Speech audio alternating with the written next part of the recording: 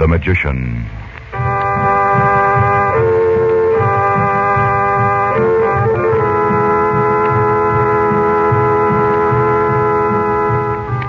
Good evening, ladies and gentlemen. We present for your enjoyment tonight and every weekday evening at this time, Chandu the Magician. Before our drama starts, I would like to tell you some news, some very good news. We think it's safe to say that if you would like White King granulated soap, you can probably get it now from your grocer. You know, it has been awfully short and in many cases difficult, if not impossible to obtain. This was because during the war years, we wouldn't let White King quality down. And we just couldn't make enough of our kind of soap to fill the demand. Then, too, lots of people moved out west from the east. And once they tried White King, they found it different from, and many like it better than, any soap they'd ever used. There still isn't any too much White King, but if you're lucky, you'll find some at your grocer's tomorrow. And know what you'll say? Do you? You'll say, I love White King.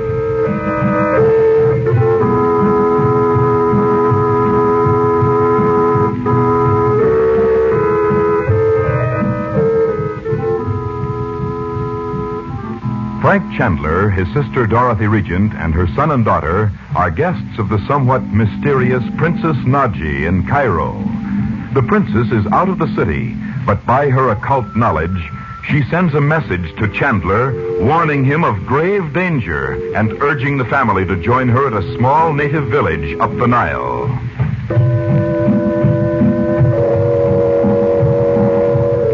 Now, late that night, a sailboat showing no lights is moving slowly up the dark river.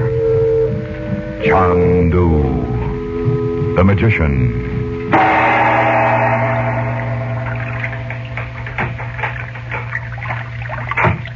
How much farther is it, Frank? Not much farther now, Dot. Mother, you're shivering. Oh, cold, Mom?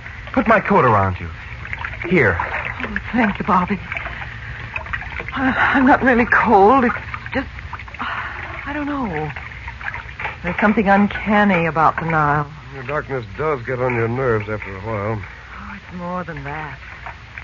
There's something in the air all around us. As if the ancient Egyptians were here still. Oh, yes. As if Cleopatra's ghostly barge might be coming down the river. Right over there. Oh, no, dear. And I don't mean Cleopatra. I mean there's something menacing in the darkness. Oh, maybe the boatman's a spy or something. Standing there looking inscrutable and listening to every word we say. Frank, you are sure the boatman is the one Abu engaged for? Quite sure, Dot. You're unusually sensitive to the influence of Egypt. I told you that before. But the boatman's all right. He's one of Naji's own men, Abu said. I can hardly wait to see Princess Naji. Uncle Frank, did you know she was a sorceress when you saved her life in Alexandria? Well, not at that time, of course, but I soon discovered it. Or at least that she was supposed to be. Do you like her a lot? Now, dear, don't ask personal questions. I was only thinking it would be wonderful to have a princess for an aunt. Oh, I don't think I'd care for Naji as an aunt. Oh, I don't mean you. I mean me. Oh. What in the world is that? Just a dog. You know, Mohammedans despise dogs. The worst thing they can call a man is a dog. So they have a pretty unpleasant time of it here. Oh. Don't think about it, Mother. Think about the princess. Uncle Frank, is she beautiful? Well, you know how she looks, Betty. You saw her in the crystal. Yes, but I was looking at her clothes and thinking how strange it was. The whole thing, I mean. And watching that wicked-looking man she was talking to. Well, I saw her. She has smooth black hair and big black eyes. And did you notice her hands, Uncle Frank? Kind of... Well, listen to you. Hands like butterflies. That's what the prince said. Huh? The storyteller, I mean. Oh, that's right, he did. Do you suppose he meant the princess by all that stuff about the beautiful girl in the garden? I wonder. You know, Dot, I'm sure now he meant to give you a message, but for some reason decided it was dangerous to come right out with it. Oh, if we only knew who he was. Say, Betty, why do you always call him the prince? Why, he said, I mean, that's what he... Betty, did that man say something to you that Bob and I didn't hear? Well... Come on. He did, didn't he? Well, what did he say, the big lug? Listen, Betty. That storyteller may be a man who can help us find your father, if he's alive. Or he may be in the pay of Roxor. If he said anything to you privately, there was a reason for it. Did he? Well, yes, he did. How do you like that? What was it he said, honey? It wasn't very much, Uncle Frank. Just that he was really a prince and... Darling, you should have known better than to talk to him at all. Was that all he had to say? No. He just said that if I liked the stories he told, he'd come and tell me another sometime. Something like that. Well, how did he think he could find you? Did he ask you where you were staying? No, he just said, I will come to you again. And the next thing I knew, Mother came up and said he had on that ring that was Daddy's. And the prince was gone. The prince. Why didn't you tell me, dear? I was going to, but, well, it was kind of an adventure, and I didn't think about his being a spy or anything. You know, I'm beginning to think he wanted you to see that ring, Dot. Well, then why should he vanish like a puff of smoke when he knew I did see it? Because of whatever interrupted the story. You know what I wonder? If the prince, the storyteller, was trying to tell us where the princess is hiding. Oh, that awful sound. I don't think Nadja is hiding from Roxor. You don't? I think she may have discovered something that would lead her to him. She must know where he is, Frank. No. From what I gather from Yusuf, Roxor has a sort of secret headquarters no one can find. The man that came to Yusuf's house that night said Roxor had a hiding place far away. Remember? Yes, but that's not much help. Most of these people have lived all their lives in one place, except when they make their pilgrimage to Mecca. So far away could mean anything from a mile to 1,000 miles. Then perhaps the princess has found Roxor. Maybe she's there now, and even Robert might be. I almost hope not. Remember what we heard Nadji say in the blue flame? Danger. Death. Oh, Frank, will we never get there? Just a few minutes now, Dot. Oh, we're pulling into shore, you see? Oh, look, Bobby, palm trees. Just like California. Yeah, and just like we saw in that blue flame thing. Hold on now. We'll probably hit the bank with a bump. There's just a few feet from the top of the bank. I'll give you a hand, Dot. Thank you. Here you go, Beth. Okay. Will the boatman wait here for us? No, we won't need him. We'll be going back another way. My shoes are full of sand already. So am I. Shake them out here on the path. How fine the sand is. Like the pulverized bones of people that lived here 5,000 years ago. Oh, Betty. You're just plain gruesome, you know that? Well, Egypt makes you think of things like that. There. I'm ready. You ready, Dot? Down this way. You should have brought a flashlight. It's darker than ever among the trees. I have one, Bob. But I know the way, and I don't want to make a light yet. Now, let's stop a minute. Listen. I don't hear anything but the wind blowing the sand. I'm freezing. It's colder now than it was on the river. It always is here at night. We're just on the edge of the desert. I hear someone walking in the sand. I hear it, too. Here, Bob. Take the flashlight. Don't turn it on until I tell you. Okay. Stand still. Don't move any of you. Stop. Stand right where you are. Bob, turn on the light. It's the prince. Is this the man you saw? Is it, Dot? Yes, I know it is. Good. Now then, who are you? I am called Abdallah, Effendi. What do you mean by the story you told my sister in the bazaar? When the time is right, I will tell you, Effendi. But now it is another message I have brought. I don't want to hear it now. You have a certain ring, a man's ring, and the top is a seal, a signet, with the initials RMR. Where is it? There is a mistake, Effendi. I saw it on your finger. Abdallah, where is the ring? See my hands in the bright light? I have no ring. Isn't there any way to make him talk? I have come to bring you a message, sister of the Effendi. Most important to you. I don't want any message. Just tell me where you got that ring. Yes, and make it snappy. We have a date. Bob. You know, Effendi, that if evil should befall me because of your magic, the lady, your sister, will never learn of the ring.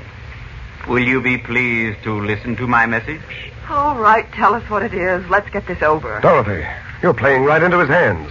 If the Effendi will listen, he will learn the answer to many questions. Where is the ring?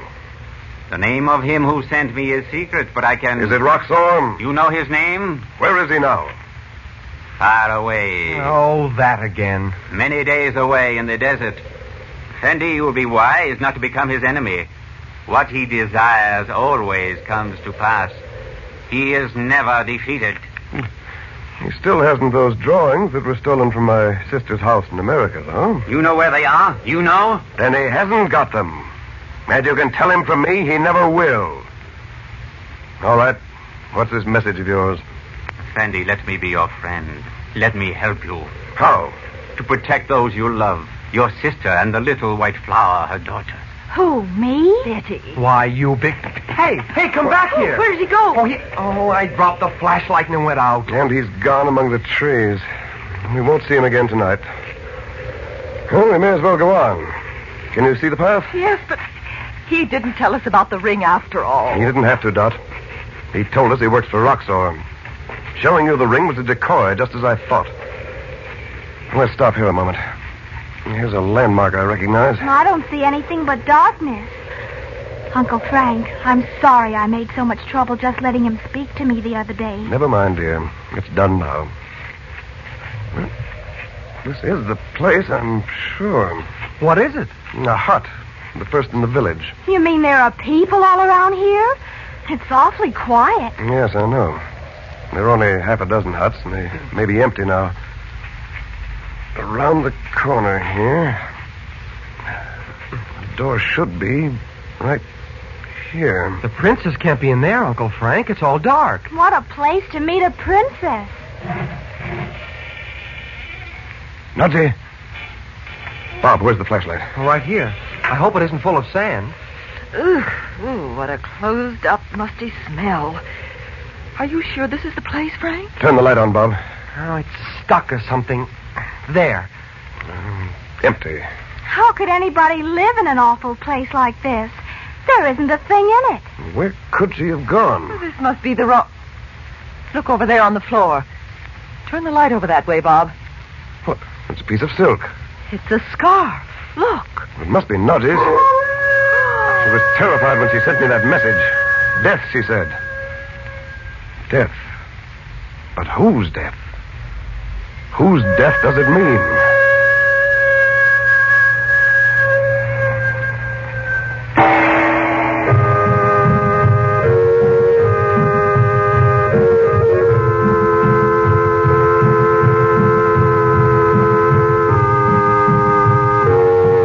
Monday night, Chandu continues, and you'll want to join Dorothy Regent, Betty, and Bob in their thrills and adventures.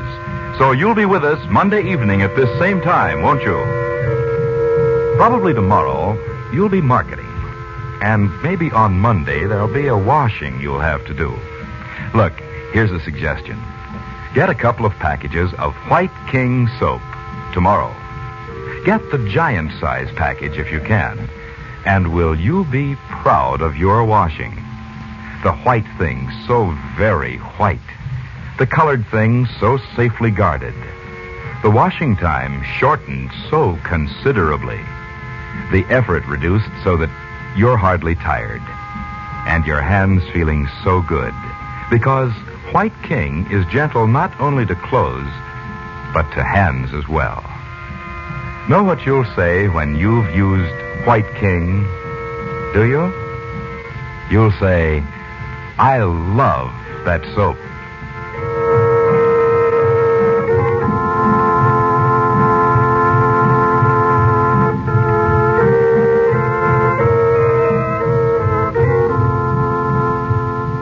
Chandu the Magician is based on the original radio drama created by Harry R.A. Earnshaw. The makers of White King invite you to listen Monday at this time when the story resumes. Chandu the Magician.